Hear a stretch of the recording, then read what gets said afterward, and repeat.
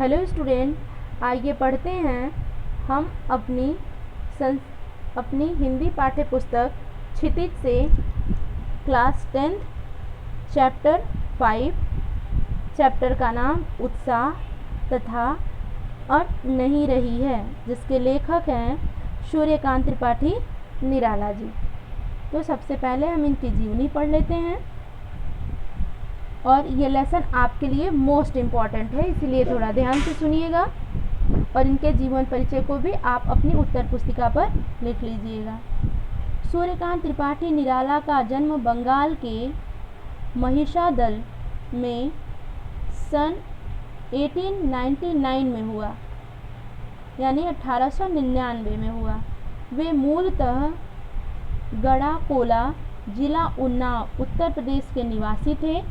निराला जी की औपचारिक शिक्षा 9वीं तथा महिषादल में हुई थी। इनकी 9वीं तक की शिक्षा महिषादल में हुई थी। उन्होंने स्वसाध्य से, यानी स्वयं के साधन से और स्वयं के अध्ययन से संस्कृत, बांग्ला और अंग्रेजी का ज्ञान अर्जित किया। वे संगीत और दर्शन शास्त्र के भी गहरे अध्येता थे, यानी संगीत और दर्शन शास्त्र। रामकृष्ण परमहंस और विवेकानंद की विचारधारा ने उन पर विशेष प्रभाव डाला। निराला का पारिवारिक जीवन दुखों और संघर्षों से भरा था। आत्मीय जनों के असामयिक निधन ने उन्हें भीतर तक तोड़ दिया। साहित्यिक मोर्चे पर भी उन्होंने अनवरत संघर्ष किया, यानी साहित्य को लिखने के लिए, इसे आगे बढ़ाने के लिए भी उन्हें काफ़ी संघर्षों का सामना करना पड़ा। सन 1961 में इनका देहावसान हो गया, 1961 में।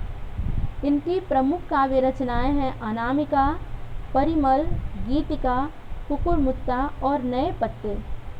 उपन्यास, कहानी, आलोचना और निबंध लेखन में भी उनकी ख्याति अविस्मरणीय है।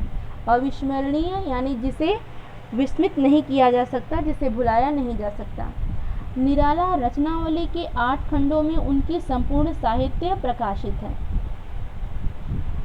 इनकी एक साहित्य रचना है जिसका नाम है निराला रचनावली, जिसे 8 खंडों में उनका संपूर्ण साहित्य प्रकाशित होता है। निराला विस्तृत सरोकारों के कवि हैं, अर्थात इन्होंने अपनी लेखनी में विस्तार रूप से भावों और अभिव्यक्तियों को अभिव्यक्त किया है। दार्शनिकता, विद्रोह, क्रांति, प्रेम की तरलता और प्रकृति का विराट तथा उदात्त चित्र उनकी रचनाओं में उपस्थित है।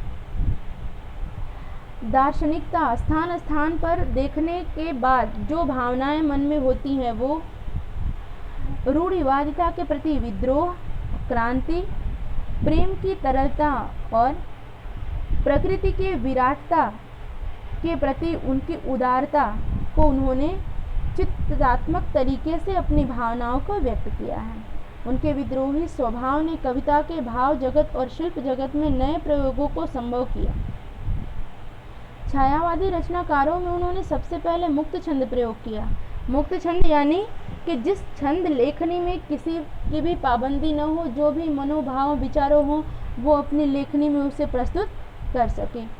शोषित, अपेक्षित, पीड़ित और प्रताड़ित जन के प्रति उनकी कविता में जहाँ गहरी सहानुभूति का भाव मिलता है, वहीं शोषक वर्ग और सत्ता के प्रति प्रचंड प्रतिकार का भाव भी।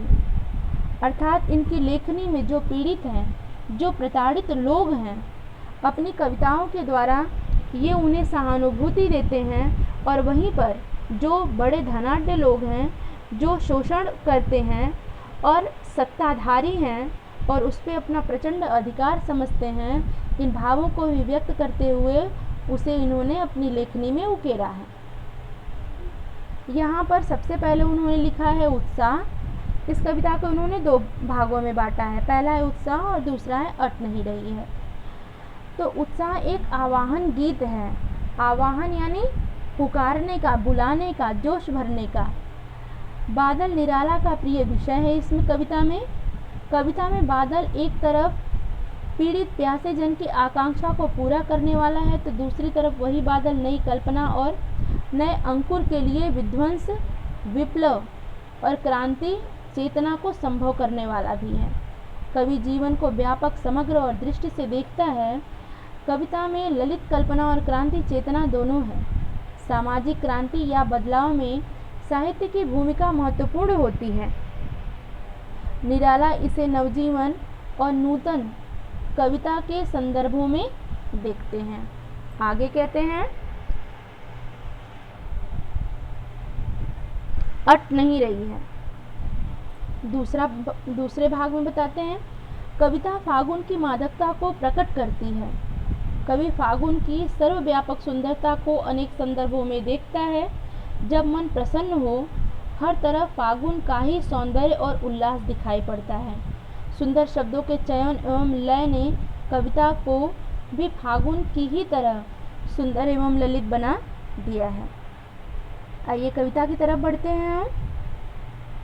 सबसे पहले उत्साह।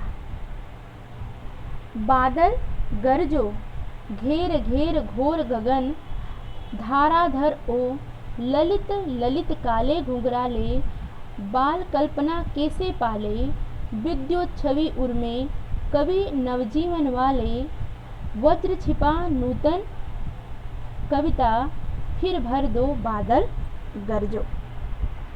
प्रस्तुत कविता में कवि बादलों को संबोधित करते हुए कहते हैं कि लोगों के मन में को सुख से भर देने वाले बादल आकाश को चारों तरफ से घेर लो और खूब गरजो। तुम्हारे सुंदर सुंदर बाल जो काले घुंघराले हैं, अर्थात काले बादल घिरने पे उनकी तुलना यहाँ पर काले काले घुंघराले बालों से करते हुए, उसकी कल्पना करते हुए विस्तार रूप से बताते हैं कि तुम घने हो गए हो। अर्थात काले एवं सघन बादल अत्यंत दूर दूर तक समूचे आकाश में फैल जाओ और बरसो।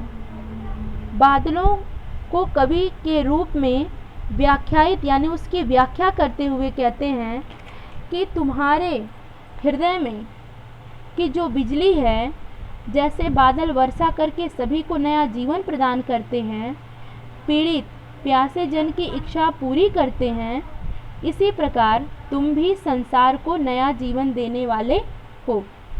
जिस प्रकार बादलों में वज्र छिपा होता है, उसी प्रकार तुम अपनी नई कविता में अथवा भावनाओं में वज्र छिपाकर नवीन सृष्टि का निर्माण करो, अर्थात समूचे संसार को जोश से भर दो। यहाँ पर बादलों के माध्यम से लेखक जन साधारण में उस नए उत्साह और ओज को भरना चाहता है जो अपने विकास के मार्ग को प्रशस्त कर आगे नए कार्यों को करने के लिए अपने मन में संकल्प को भर लेता है। विकल विकल उन्मन थे उन्मन, विश्व के निदाग के सकल जन आए अज्ञात दिशा से, अनंत के घन तप्त धरा जल से, फिर शीतल कर दो बादल गरजो।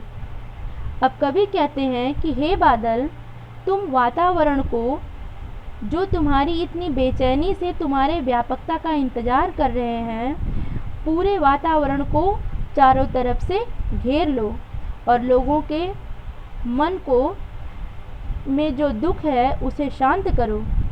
इसलिए वह बादलों को कहते हैं कि लोगों के मन को सुख से भर देने वाले बादलों, आकाश को चारों तरफ से घेर लो और तुम गरजो। संसार के सभी प्राणी भयंकर गर्मी के कारण बेचैन और उदास हो रहे हैं।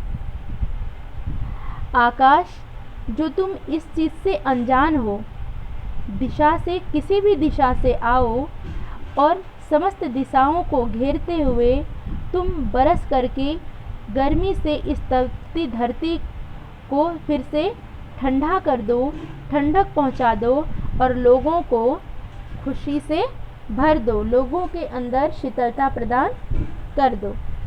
यानी अपने मन की भावों और वेदनाओं को अपने मन की विनम्रता से तृप्त करके ऐसे शब्दों और ऐसे बातों का प्रयोग करो जिससे सुनने वाला भी आत्मतृप्त हो जाए। दूसरे भाग में इन्होंने बताया है फागुन मास के महीने को जिसकी शोभा हृदय में समा नहीं रही है, अट नहीं रही है आभा फागुन की, तनसट नहीं रही है। कहीं सांस लेते हो, घर घर भर देते हो, उड़ने दो नभ में तुम पर कर देते हो। आँख हटाता हूँ तो हट नहीं रही है, पत्तों से लदी डाल, कहीं हरी कहीं लाल। अब कह रहे हैं, प्रस्तुत कविता में लेखक कहते हैं कि फागुन के अद्वितीय यानी इसके समान और कोई ऐसा सौंदर्य नहीं है, ये बिल्कुल भिन्न सौंदर्य इसका है। उसका वर्णन करते हुए कवि कहते हैं कि चारों ओर फागुन की शोभा हमारी आँखों में और इस संपूर्ण वातावरण में समा नहीं रही है, न हमारे तन में समा रही है और ना ही हमारे मन में समा रही है। इस समय चारों ओर फूल खिलते हैं, तुम सांस लेते हो, उस सांस से तुम संपूर्ण प्रकृति को खुशबू से भर देते हो। ऐसा प्रतीत हो रहा है कि जब फाल्गुन मास श्वास ले रहा है तो उसकी खुशबू से चहु दिशाएं खुशबू में हो जा रही हैं, सुगंधित हो जा रही हैं और संपूर्ण प्रकृति को खुशबू से भर दे रहे हो। वह सुगंध वातावरण में फैलकर हर घर को खुशबू से और सुगंध से भर देता है।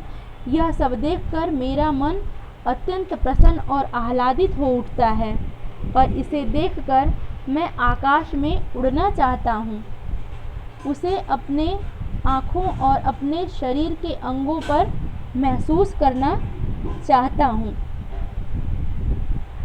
वह आगे कहते हैं कि इस वातावरण में पक्षी भी पंख पर कर देते हो, यानी पक्षी भी पंख फैलाकर आकाश में उड़ना चाहते हैं।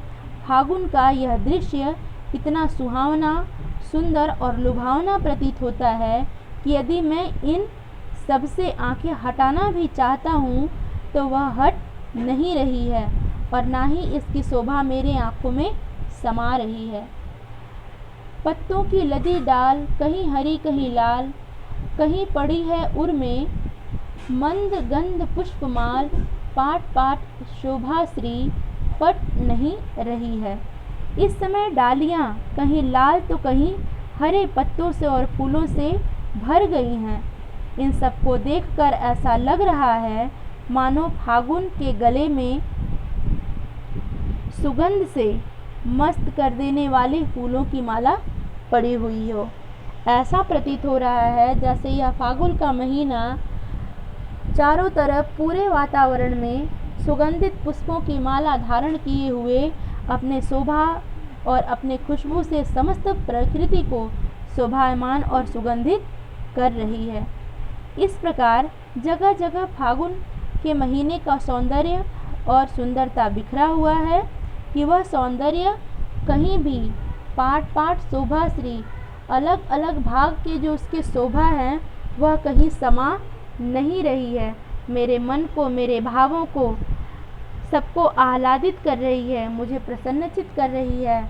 ऐसा महसूस हो रहा है कि जैसे मैं इसे अपने आँखों और अपने अंगों में भर लूँ। आशा है स्टूडेंट आपको ये चैप्टर समझ में आया होगा। ये चैप्टर आपके लिए मोस्ट इम्पॉर्टेंट है। इसमें जो भी चीज़ें हैं उसे आप नोट डाउन कर लीजिएगा, पोएम के भावार्थ को लिख लीजिएगा। धन्यवाद।